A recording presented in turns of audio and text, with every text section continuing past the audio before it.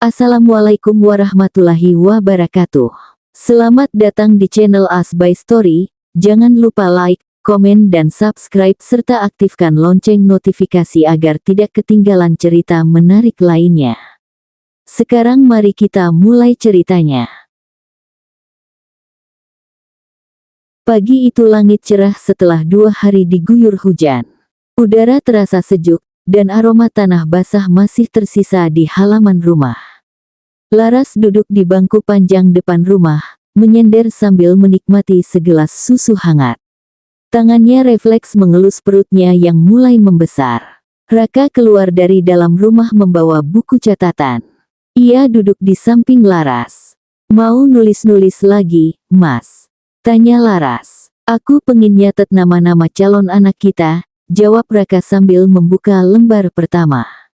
"Siapa tahu nanti kalau udah lahir malah bingung." Laras tertawa kecil. "Ya udah, kita pilih sama-sama." Selama hampir sejam, mereka berdiskusi soal nama. Ada yang diambil dari tokoh sejarah, ada dari bahasa Jawa dan Sanskerta, dan ada juga yang cuma karena terdengar lucu di telinga mereka. Tiba-tiba Laras terdiam. "Mas, semalam aku mimpi." "Mimpi apa?" "Aku mimpi lagi di taman, terus ada anak kecil lari ke arahku. Dia manggil aku, 'Bunda,' terus meluk aku kuat banget." Raka menoleh, menatap wajah istrinya yang penuh haru. "Aku ngerasa kayak udah ketemu dia. Anak kita." Raka tersenyum dan meraih tangan Laras. "Mungkin itu tanda dari Allah. Kalau anak kita bakal jadi cahaya untuk hidup kita berdua." Hari itu mereka habiskan dengan tenang. Laras mencoba menulis jurnal kehamilan, sementara Raka merapikan kamar yang kelak akan jadi kamar bayi. Ia mulai memindahkan lemari kecil, menggantung hiasan kain bordir, bahkan memasang gantungan boneka kecil di dinding. "Kamu niat banget, Mas," ucap Laras saat melihat Raka naik tangga lipat. "Biar anak kita nanti langsung tahu, ini kamarnya. Bapaknya udah siap nyambut dia dari sekarang." Tak lama kemudian, Laras ikut masuk ke kamar yang sudah mulai dihias itu. Ia membuka satu kotak kecil berisi pakaian bayi yang dibelinya diam-diam dari toko online. Baju kecil berwarna netral, popok kain, kaos kaki mungil. "Mas, lihat deh. Aku udah mulai nyicil beli ini, lucu banget ya ukurannya," katanya sambil mengangkat kaos dalam bayi yang ukurannya hanya sebesar telapak tangan. Raka tersenyum lebar. "Kecil banget ya. Nanti pas kamu mandiin pertama kali, kamu pasti deg-degan." "Iya, tapi aku juga nggak sabar ngerasain semuanya. Nyusuin, bangun malam, gendong bayi tengah malam. Kita bakal begadang bareng. Nggak akan kamu sendiri, Ras. Aku juga pengen ikut belajar." Malam harinya, mereka duduk di ruang tengah dengan segelas teh jahe. Raka memijat lembut kaki Laras yang mulai sering bengkak. Di sela percakapan ringan, Laras mengeluarkan sebuah pertanyaan yang cukup dalam. "Mas, kamu pernah ngebayangin nggak, kalau dulu kamu nikahnya sama orang lain, hidup kamu bakal kayak apa?" Raka terdiam. Ia berhenti memijat, lalu mengangkat wajahnya menatap Laras. "Aku nggak tahu, tapi aku yakin, nggak akan sebahagia sekarang. Hidupku tenang karena kamu. Bukan karena status, bukan karena jabatan. Tapi karena hatiku nemu rumah di kamu." Laras menunduk. Air matanya mengalir tanpa ia sadari. "Makasih ya, Mas. Kamu sabar banget nemenin aku. Bahkan di saat aku sendiri belum tentu kuat." Sebelum tidur, Laras sempat menulis satu kalimat di jurnal kehamilannya. "Hari ini aku merasa sangat dicintai. Bukan karena aku sempurna, tapi karena dia melihatku utuh, bahkan saat aku rapuh."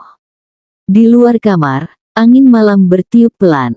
Bintang-bintang bertaburan, seolah ikut merayakan cinta dua manusia yang sedang menanti keajaiban kecil hadir di dunia mereka.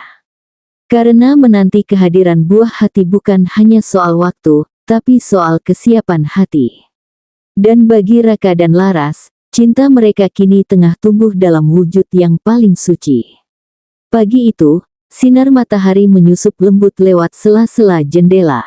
Laras terbangun dengan sedikit rasa mual, namun segera diatasi oleh teh jahe hangat yang sudah disiapkan Raka di meja kecil samping ranjang.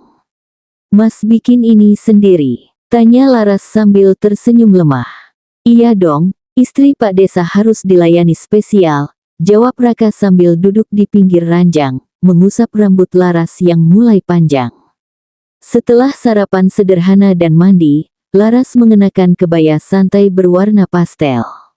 Hari ini ia dijadwalkan menghadiri arisan ibu-ibu desa di rumah Bu Kades lama, yang kini menjadi penasehat PKK. Raka mengantar Laras menggunakan motor bebek tua kesayangannya. "Mas, kamu malu nggak bawa istri naik motor begini?" "Yang penting aku nggak pernah malu punya kamu jadi istriku," jawab Raka dengan senyum bangga. Laras tersipu. Ia peluk pinggang Raka dari belakang, dan sepanjang perjalanan, hatinya hangat oleh ucapan sederhana itu. Di arisan, Laras mulai merasa lebih nyaman. Ibu-ibu menyambut hangat, apalagi sejak tahu Laras seorang bidan. Banyak yang antusias bertanya tentang kesehatan, imunisasi, dan tips kehamilan. "Nanti kalau bisa, Bu Laras buka praktik di rumah ya," kata Bu RW sambil menyuapkan risol ke mulutnya. "Insya Allah, Bu. Kalau nanti udah cukup tenaga dan waktu," jawab Laras ramah. Ia juga mulai mendapat tawaran untuk ikut dalam program edukasi remaja putri dan kegiatan penyuluhan kebon. Laras merasa dirinya benar-benar mulai menjadi bagian dari desa ini, bukan sekadar istri Pak Desa. Siangnya, Raka menjemput Laras dengan membawa kantong plastik berisi gorengan dari warung depan balai desa. "Hadiah buat istri juara 1 PKK, canda Raka." Laras tertawa geli. "Mas, aku tuh baru arisan, bukan lomba pidato. Yang penting kamu kelihatan bahagia. Itu udah hadiah paling besar buat aku." Mereka makan gorengan di balai-balai belakang rumah sambil membicarakan rencana membuka praktik bidan di ruang depan rumah. Raka berjanji akan menyulap satu ruang kosong jadi klinik sederhana. Malam harinya, Laras menulis jurnal kembali. Kali ini lebih panjang. Ia menuliskan rasa syukurnya, rasa cintanya, dan rasa tumbuh yang ia alami sejak menjadi istri Raka. Bukan hanya tumbuh sebagai ibu, tapi juga sebagai perempuan yang lebih percaya diri, mandiri, dan dicintai dengan tulus. Setelah selesai menulis, ia keluar ke ruang tengah. Raka sedang membaca koran, mengenakan sarung dan kaos oblong. "Mas, boleh peluk?" Raka membuka lengannya lebar-lebar. "Selalu." Laras bersandar di dadanya. "Kalau nanti anak kita udah besar, aku pengin dia tahu bahwa cinta itu bukan hanya tentang suka dan bahagia, tapi juga tentang tumbuh, belajar, dan menerima, seperti kita sekarang." Raka mengecup ubun-ubunnya. "Akan aku ceritakan semua itu padanya. Tapi mulai dari hari ini, kita tulis ceritanya bareng-bareng." Di malam yang tenang itu, di rumah kecil yang sederhana, dua hati kembali saling jatuh cinta. Bukan karena hal-hal besar, tapi karena hal-hal kecil yang mereka lalui bersama. Karena cinta yang bertahan bukan hanya yang menggebu, tapi yang memilih untuk tetap tinggal, tumbuh, dan saling menggenggam tangan setiap hari. Hari itu Laras terbangun dengan perasaan aneh. Perutnya terasa lebih berat dari biasanya, dan ada rasa geli yang sulit dijelaskan. Seolah ada sesuatu yang bergerak pelan di dalam sana. Ia bangun pelan, duduk di sisi ranjang, dan mengelus perutnya dengan hati-hati. "Pagi, nak," bisiknya lirih. Raka yang baru keluar dari kamar mandi langsung menghampiri. "Kok bangun cepat banget?" "Nggak biasanya." Laras menoleh sambil tersenyum malu. "Mas, kayaknya, aku ngerasa gerakan pertama bayi kita." Mata Raka langsung berbinar. Ia ikut jongkok, meletakkan telinganya di perut Laras dengan ekspresi penuh takjub. "Serius? Yang bener. Gerak gimana? Kayak ada yang nyeletuk pelan, atau nendang kecil gitu?" "Cuma sebentar, tapi rasanya bikin aku pengin nangis." Raka memeluk Laras tanpa banyak kata. Pelukan itu lama.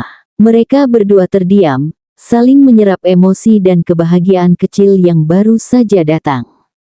Pagi itu Laras tetap menjalankan aktivitasnya sebagai bidan desa. Ia mendampingi seorang ibu muda yang akan melahirkan di rumah. Ini pertama kalinya Laras membantu proses persalinan sejak ia sendiri hamil. Sambil menggenggam tangan sang ibu, Laras memberikan semangat dengan suara lembut. Tarik napas, buang pelan, kamu bisa. Kita bareng-bareng, ya. Dan ketika tangisan bayi memecah keheningan, Laras tak bisa menahan air matanya. Bukan hanya karena berhasil membantu, tapi karena ia tahu, sebentar lagi ia akan melalui proses yang sama. Sore harinya, Raka mengajak Laras duduk di kebun kecil belakang rumah. Mereka membawa 2 cangkir teh dan 1 piring pisang goreng yang baru matang. Mau ngobrol serius, Ras, kata Raka tiba-tiba. Wah, serem amat pembukaannya, Laras tertawa kecil. Raka menarik napas. Aku udah tanya ke Pak Camat. Kalau kamu mau buka praktik resmi, kita bisa dapat izin kelurahan buat pakai bagian depan rumah jadi klinik kecil. Bahkan bisa jadi tempat posyandu juga sekalian. Laras terdiam. Mas, kamu beneran dukung. Dari awal aku nikah sama kamu, aku pengin kamu tetap jadi dirimu sendiri. Kamu itu bidan, pejuang hidup orang. Sekarang kamu juga calon ibu. Aku pengin anak kita bangga karena ibunya hebat. Laras tersenyum dan menahan tangis yang menggenang. Malamnya, sebelum tidur, Raka menyandarkan kepala Laras ke dadanya. Mereka sama-sama lelah, tapi hati mereka penuh. Aku nggak sabar nunggu hari kamu lahiran, gumam Raka. Takut nggak? Takut. Tapi lebih besar rasa ingin nemenin kamu. Mas, kalau nanti kita punya anak perempuan, aku pengin dia jadi kuat kayak aku. Tapi kalau anak laki-laki, aku pengin dia lembut kayak kamu. Raka tersenyum, lalu mematikan lampu kamar. Mereka tidur dalam dekapan malam yang tenang, dengan mimpi baru yang kini tumbuh dalam rahim Laras. Karena cinta yang paling kuat bukan hanya yang saling menyayangi, tapi juga yang saling mendukung untuk menjadi versi terbaik dari diri sendiri. Pagi itu, matahari belum tinggi ketika Laras selesai sarapan dan mengenakan seragam bidan dengan luaran cardigan abu-abu tipis. Perutnya yang makin membesar tak menghalangi semangatnya untuk tetap menjalani tugasnya sebagai bidan desa. Jangan lupa bawa air putih sama cemilan, ya, pesan Raka sambil menyerahkan botol minum dan biskuit kacang kesukaan Laras. Iya, Pak Kepala Desa sayang, jawab Laras sambil mencubit pelan pinggang Raka. Raka tertawa kecil. Kamu bakal ngasih penyuluhan di posyandu, terus siangnya kelompok ibu hamil ya? Iya, hari ini kayaknya bakal rame, jawab Laras. Di sepanjang jalan menuju balai desa, Laras disapa banyak warga. Bu Laras, sehat. Perutnya makin kelihatan tuh, celetuk Bu Tatik, sambil menyapu halaman. Alhamdulillah, Bu. Doakan sehat terus, ya. Setibanya di balai desa, ruangan sudah mulai dipenuhi ibu-ibu yang membawa anak balita. Suasana ramai tapi hangat. Di pojokan, anak-anak bermain dengan balok kayu dan boneka dari posyandu. Kader desa sibuk menyiapkan meja timbang dan kartu ibu anak. Bu Laras, alhamdulillah datang juga. Udah ada yang nunggu dari jam 8 tadi. Ujar Bu Erna, kader senior yang ramah.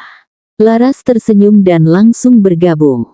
Ia memeriksa suhu tubuh balita, mencatat berat badan, dan mengecek imunisasi yang masih kurang. Wah, Mbak Dinda, anaknya sekarang udah nambah setengah kilo ya.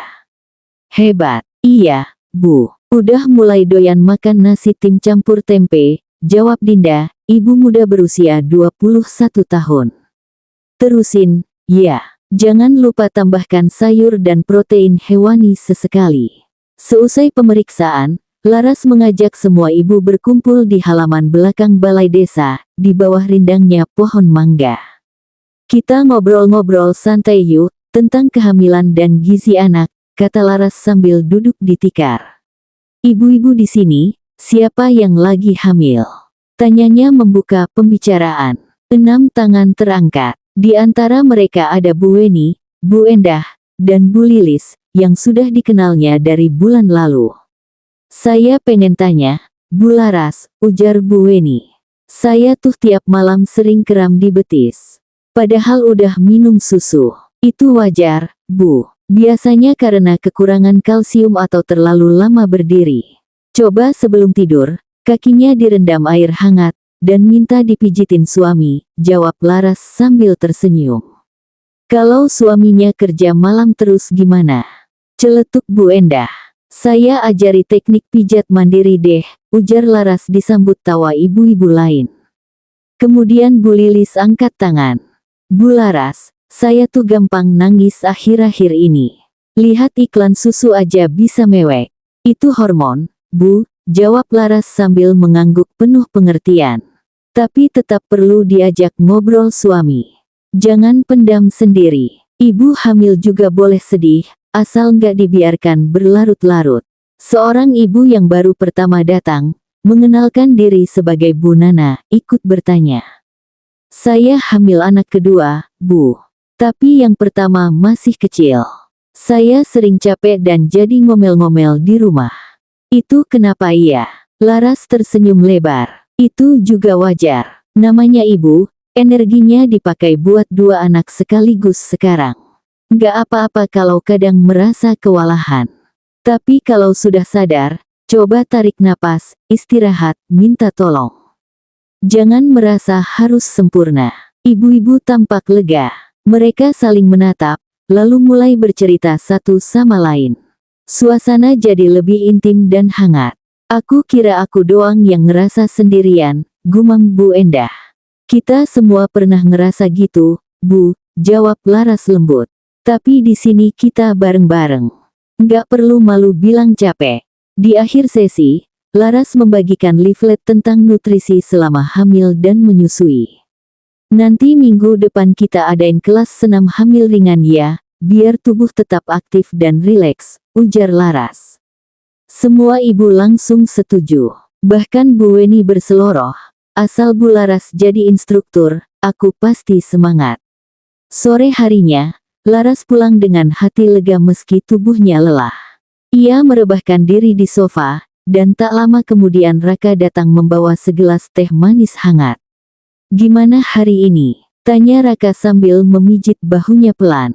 Capek, Mas. Tapi seneng banget. Aku ngerasa diterima. Mereka cerita, tertawa, dan aku bisa bantu meski cuma sedikit. Raka tersenyum. Kamu bukan cuma istri kepala desa, Ras.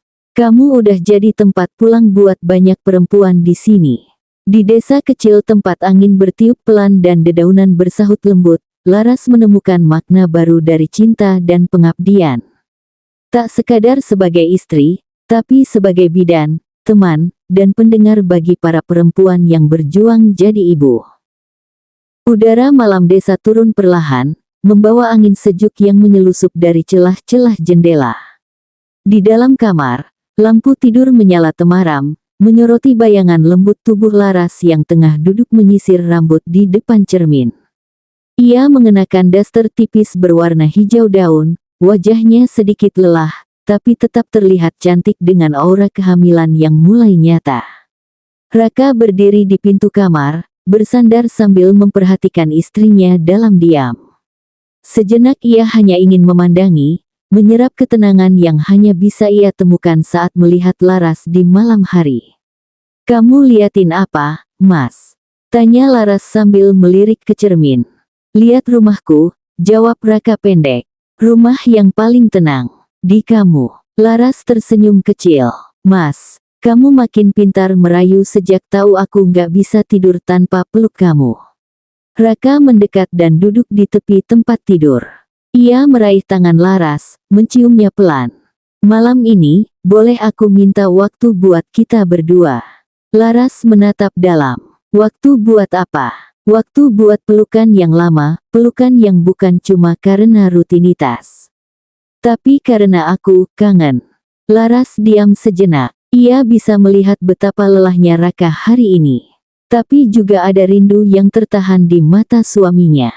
Rindu yang bukan hanya ingin berbagi tempat tidur, tapi ingin dekat dalam semua maknanya. Mereka naik ke ranjang, duduk berhadapan. Raka menarik Laras pelan ke dalam pelukannya. Tangan besar Raka menyusuri punggung Laras, lembut dan sabar, seolah tak ingin melewatkan 1 inci pun dari kehadiran perempuan yang dicintainya. "Kamu wangi," bisik Raka di leher Laras. "Aku cuma pakai minyak telon, Mas. Wangi yang paling bikin tenang."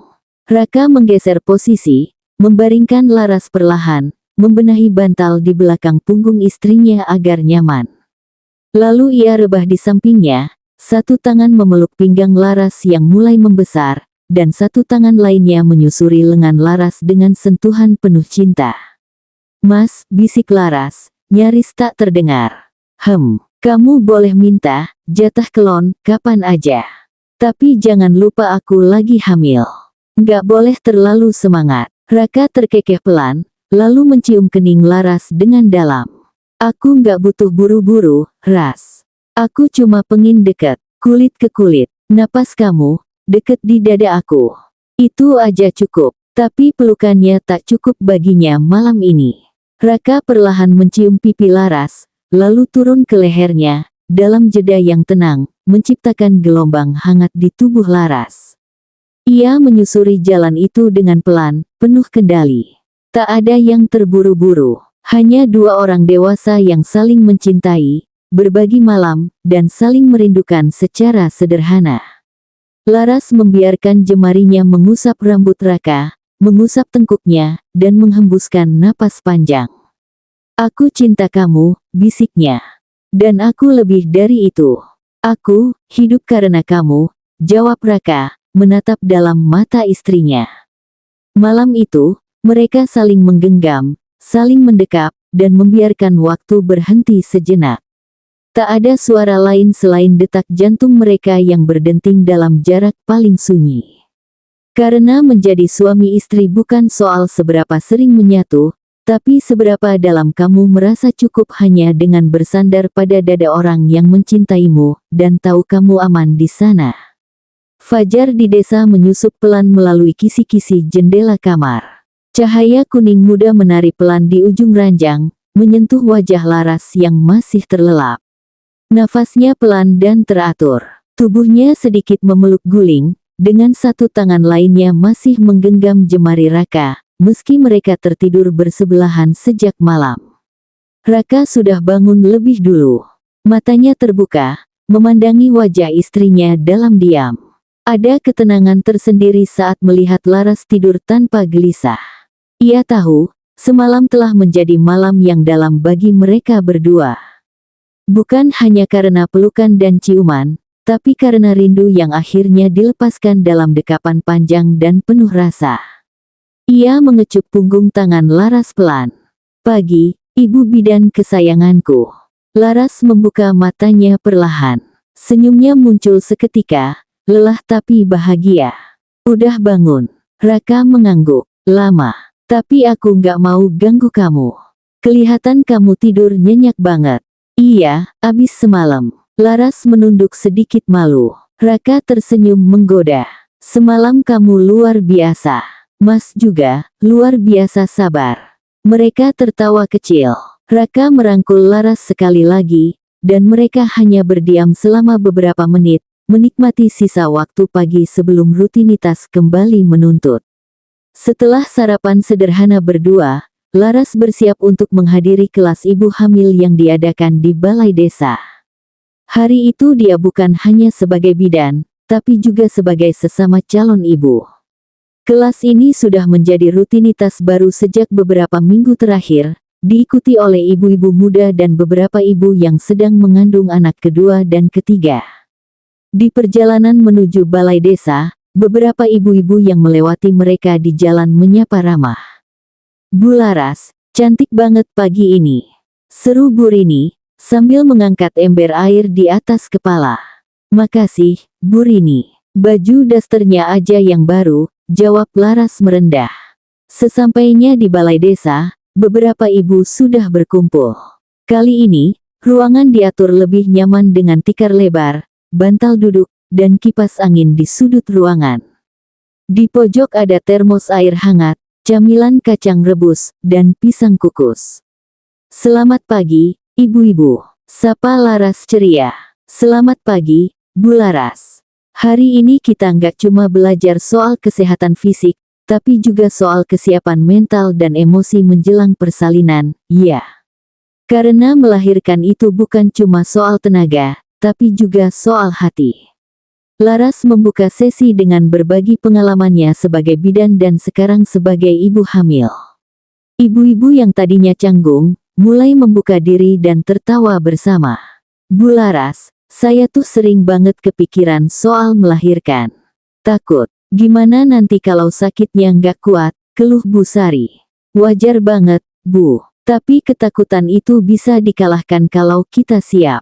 Siap dengan pengetahuan, dengan dukungan dari suami, dan siap juga menerima bahwa sakit itu bagian dari keajaiban," ujar Laras tenang.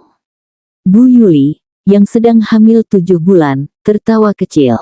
"Kalau suami saya mah paling banter nemenin di awal doang.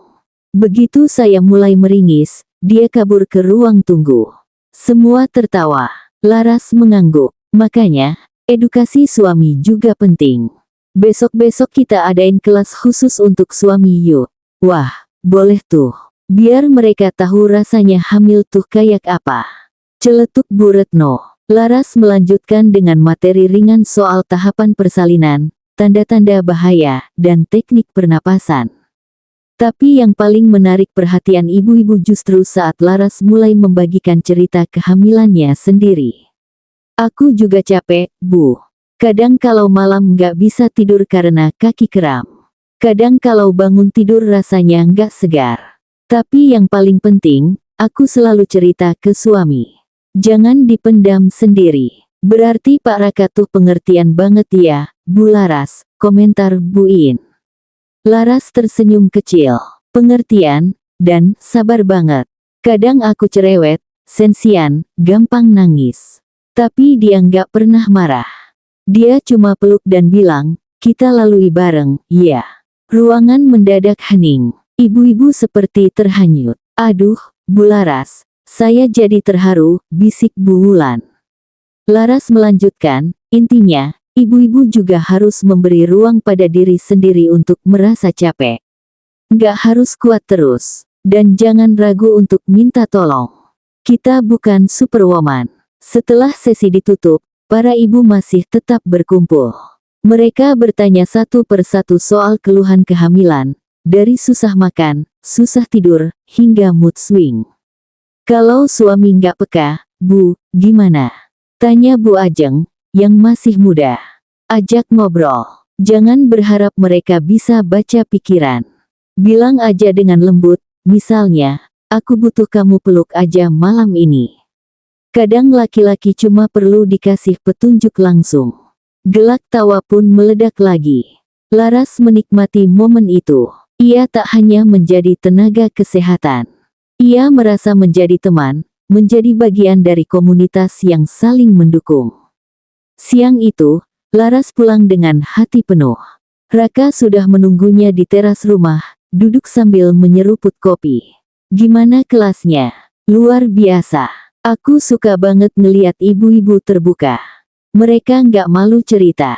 Rasanya, aku berguna banget hari ini." Raka tersenyum bangga. "Kamu memang berguna. Untuk mereka, untuk aku, dan untuk anak kita." Mereka masuk ke rumah. Laras mengganti baju, lalu merebahkan diri di sofa sambil meletakkan kakinya di pangkuan Raka. "Capek?" tanya Raka sambil mulai memijat ringan. "Lumayan. Tapi hatiku senang." Kalau hatinya senang, yang lain-lain jadi lebih ringan, gumam Raka sambil mencium ujung kaki istrinya. Mereka diam beberapa saat, lalu Laras bertanya pelan, "Mas, malam ini kita bisa pelukan lagi?" "Nggak harus lama. Aku cuma kangen deket kamu."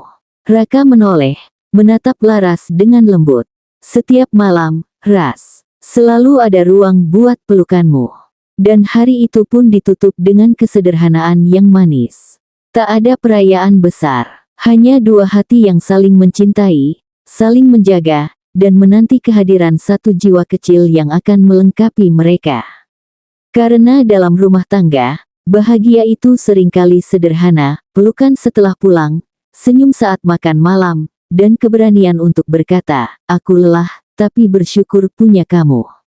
Siang menjelang sore di desa itu terasa hangat dan damai.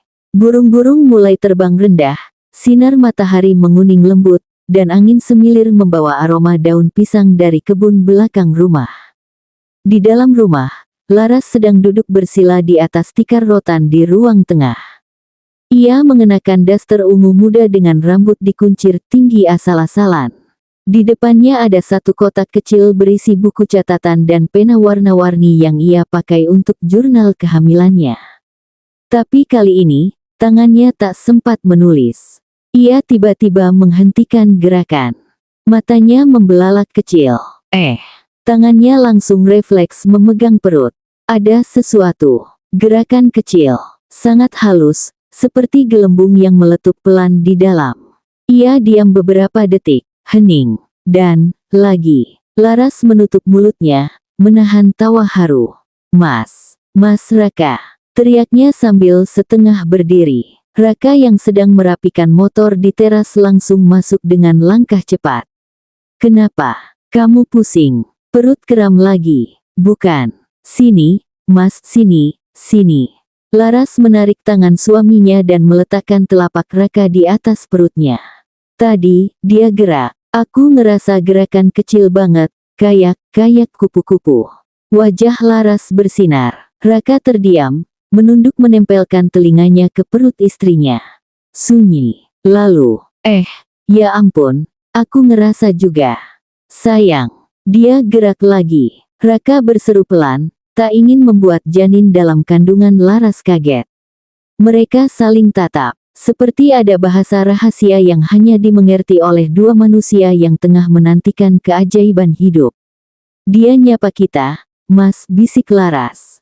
"Anak kita," dia bilang. "Halo, Bunda, Ayah." Raka mencium perut Laras dengan lembut, berulang kali, matanya mulai berkaca-kaca. "Ya Allah, makasih, sayang.